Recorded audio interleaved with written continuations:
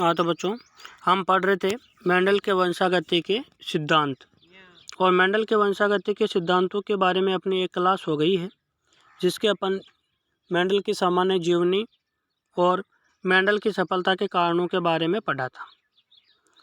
आज की हमारी मेंडल के वंशागति के सिद्धांत की दूसरी क्लास है, और उसके अंतर्गत अपन देखेंगे कि मेंडल द्वारा मटर के पौधे को चयन करने के कारण, कि मेंडल ने है जो मटर के पौधे का ही चयन क्यों किया, अन्य किसी पौधे का चयन क्यों नहीं किया।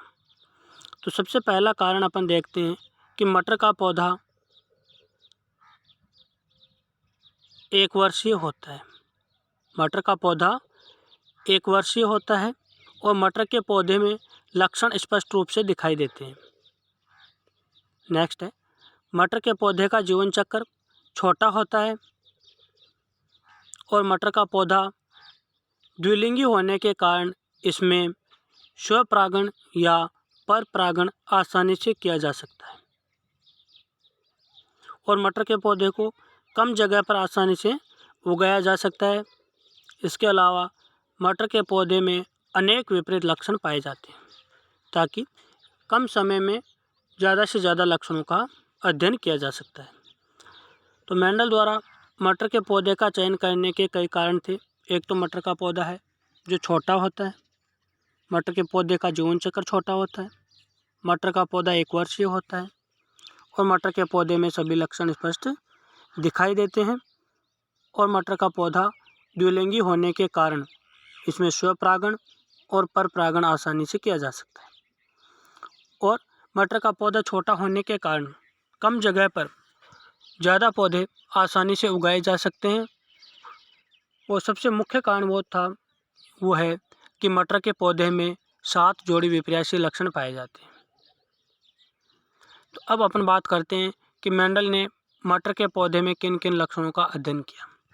तो मेंडल ने मटर के पौधे में 7 जोड़ी विपर्यासी लक्षणों का अध्ययन किया, जो कुछ इस प्रकार से हैं।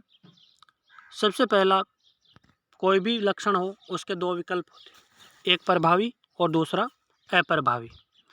तो अपन पहले लक्षण की बात करते हैं, वो है पादप के लक्षण, यानी पादप को बाह्य रूप से देखने पर अपने को उसमें कौन कौन से लक्षण दिखाई दे रहे थे।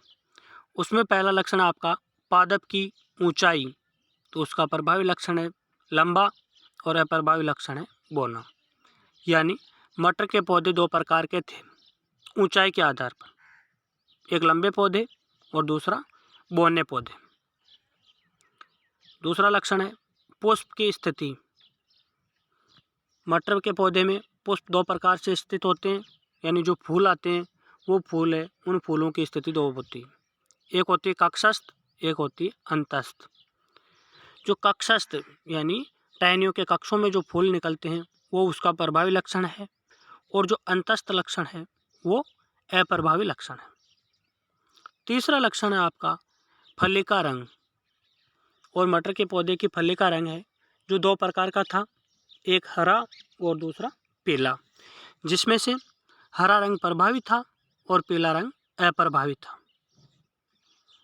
मटर के पौधे का चौथा विपर्यासी लक्षण है फली की आकृति। तो मटर के पौधे में कई प्रकार की फलियां आती है, जिसमें से कई फलियां हैं जिनमें अच्छे मटर के दाने होते हैं वो फूली हुई होती है, और जिनमें मटर के दाने नहीं होते हैं या कम होते हैं वो संकुचित या लहरदार होती या पिचकी हुई होती है।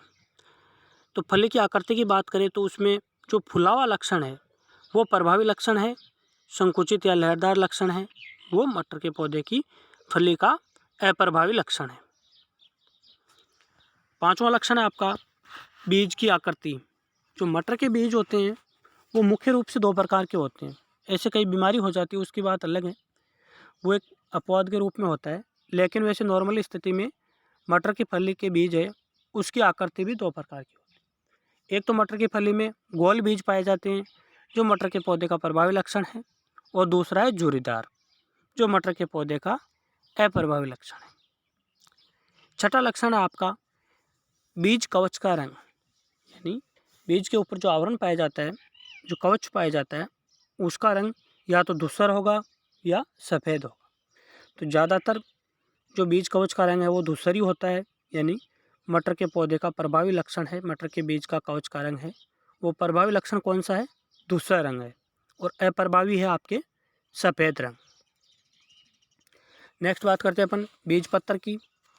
बीज पत्र का मतलब होता है मटर के पौधे में जो एक बीज होता है उस बीज के 2 टुकड़े होते हैं। उस बीज पत्र का रंग या तो पीला होगा या हरा होगा। अगर बीज पत्र का रंग पीला है तो इसका मतलब वो प्रभावी है, और हरा है तो वो बीज पत्र के अप्रभावी रंग के अंतर्गत आएगा। तो ये हो गया मटर के पौधे में पाए जाने वाले 7 जोड़ी विपर्यासी लक्षणों के बारे में, कि मटर के पौधे में ये निम्न 7 प्रकार के विपर्यासी लक्षण पाए जाते हैं, और इन विपर्यासी लक्षणों के कारण मेंडल ने मटर के पौधे का चयन किया और अपने प्रयोगों में सफलता पाई। तो ये कारण था कि मेंडल ने मटर के पौधे का चयन क्यों किया। इन 7 जोड़ी विपर्यासी लक्षणों के कारण मेंडल ने मटर के पौधे का चयन किया। अब अपन जेनेटिक्स से संबंधित कुछ टर्म या शब्दों की बात करते हैं। तो सबसे पहले अपन देखते हैं कि जीन क्या है। तो जीन गुणसूत्रों पर स्थित एक प्रकार की संरचना है जो जीवों की आनुवंशिकी की भौतिक एवं शरीर क्रियात्मक इकाई है। जीन किसी भी लक्षण की वंशागति एवं प्रदर्शन के लिए उत्तरदायी है, और जीन की खोज जॉनसन नामक वैज्ञानिक ने की थी, और इसको कारक नाम से जाना जाता था। यानी किसी लक्षण की वंशागति एवं प्रदर्शन के लिए जो कारक उत्तरदायी होते हैं उन्हें जीन कहते हैं। पहला क्वेश्चन ये होता है आपका। दूसरा क्वेश्चन है कि जीन कहाँ स्थित होते हैं। तो जीन गुणसूत्रों पर स्थित होते हैं। तीसरा क्वेश्चन है आपका कि जीवों की आनुवंशिकी की भौतिक एवं शरीर क्रियात्मक इकाई क्या है। तो जीवों की आनुवंशिकी की भौतिक एवं शरीर क्रियात्मक इकाई है वो है आपकी जीन। तो ये आपके जीन के बारे में 4 क्वेश्चन बनते हैं, जो चारों मैंने आपको क्लियर करवा दी। दूसरी डेफिनेशन है आपकी लोकस, यानी समजात गुणसूत्रों का वह स्थल जहाँ विभिन्न लक्षणों को नियंत्रित करने वाली जीन उपस्थित होती है उसे लोकस कहते हैं। यानी समजात गुणसूत्र है, यानी जिसके दोनों क्रोमेटिड है एक जैसे हैं, और उसका वह स्थान जहाँ पर कई प्रकार के लक्षणों को नियंत्रित करने वाले जीन स्थित होती है, यानी गुणसूत्र के जिस स्थान पर लक्षणों को नियंत्रित करने वाली जीन स्थित होती है उस स्थान को क्या कहते हैं, लोकस कहते हैं। ये भी आपके कई बार एग्जाम में पूछी हुई डेफिनेशन है कि व्हाट इज लोकस, लोकस क्या है। नेक्स्ट बात करते हैं अपन एलिल की। तो एलिल है जो एक ग्रीक भाषा का शब्द है। कई बड़े बड़े कंपटीशन में ये भी पूछा जाता है कि एलिल किस भाषा का शब्द है, लैटिन भाषा का शब्द है या ग्रीक भाषा का शब्द है। तो एलिल ग्रीक भाषा का शब्द है, और यह एलिल शब्द एलेलॉन से बना है, जिसका शाब्दिक अर्थ होता है एक दूसरे के लिए। एलिल को हिंदी में बोलते हैं अपन युग्म विकल्पी, यानी एक जैसे विकल्प, यानी एक जैसी 2 संरचनाएं, यानी एक दूसरे के लिए। तो इसकी डेफिनेशन की बात करें अपन, तो इसकी डेफिनेशन सीधी सीधी बनती है कि किसी भी लक्षण के दोनों विकल्पी को एक प्रभावी होगा और एक अप्रभावी होगा। यानी किसी भी लक्षण के दोनों विकल्पी को नियंत्रित करने वाले जीन अलग अलग गुणसूत्रों पर, यानी एक गुणसूत्र होता है उसके 2 क्रोमेटिड होते हैं, तो इस प्रकार अलग अलग गुणसूत्रों पर एक ही लोकस पर स्थित होते हैं। तो ऐसे जीन के युग्म को युग्म विकल्पी कहते हैं। एक बार दोबारा इसको समझने की कोशिश करना। एल भी बहुत इंपॉर्टेंट डेफिनेशन आपकी, कि किसी लक्षण के दोनों विकल्पी को नियंत्रित करने वाले जीन अलग अलग गुणसूत्रों पर एक लोकस पर स्थित होते हैं। तो ऐसे युग्म विकल्पी को या जीन के ऐसे युग्म को युग्म विकल्पी कहते हैं। यानी एक गुणसूत्र ए है और एक गुणसूत्र बी है, उसमें से ए गुणसूत्र के विकल्पी है 1 नंबर और 2 नंबर, और बी के भी है 1 नंबर और 2 नंबर। 2 विकल्प हो गए, तो दोनों विकल्पी को नियंत्रित करने वाले जीन ए गुणसूत्र पर होगा एक, और एक होगा बी गुणसूत्र पर, लेकिन उनकी लोकस यानी स्थिति सेम है। जहाँ पे ए का जीन उपस्थित है वहीं पर बी गुणसूत्र का जीन उपस्थित है।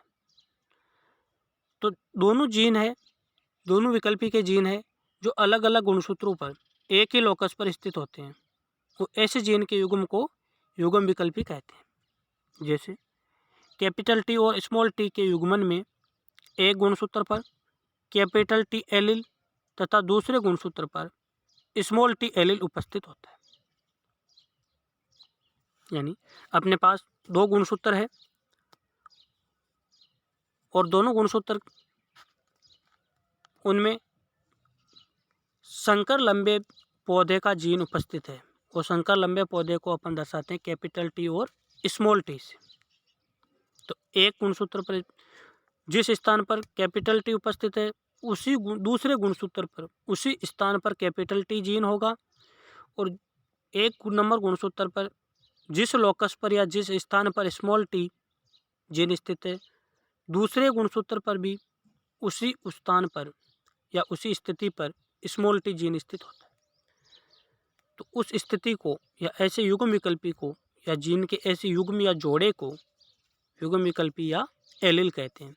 एलील का शाब्दिक अर्थ यही होता है कि एक दूसरे के लिए, यानी कैपिटल टी स्मॉल टी के लिए है और स्मॉल टी कैपिटल टी के लिए है। तो एक विपर्यासी लक्षण को नियंत्रित करने वाले दोनों जीन है, दोनों विकल्पी है, जो गुणसूत्र पर अलग अलग होंगे लेकिन उसकी लोकेशन या स्थिति की बात करें अपन तो वो एक जैसी होती है, और जीन के ऐसे युग्म को ही क्या कहते हैं, युग्म विकल्पी कहते हैं। इससे आगे का है जो अपन नेक्स्ट क्लास के अंतर्गत पढ़ेंगे। आज आपको इतना ही पढ़ना है। आपको मेंडल के मटर के पौधे के चयन के कारण, मटर के पौधे में पाए जाने वाले 7 जोड़ी विपर्यासी लक्षण और जेनेटिक्स की ये 2-3 टर्मिनोलॉजी है, इसके बारे में आपको दोबारा से पढ़ना है ताकि बहुत अच्छी तरह से आपको समझ में आ जाए, और इससे संबंधित जो भी क्वेश्चन बनते हैं आपके, उन क्वेश्चनों के आंसर आप बहुत ही अच्छी तरह से दे सको। धन्यवाद।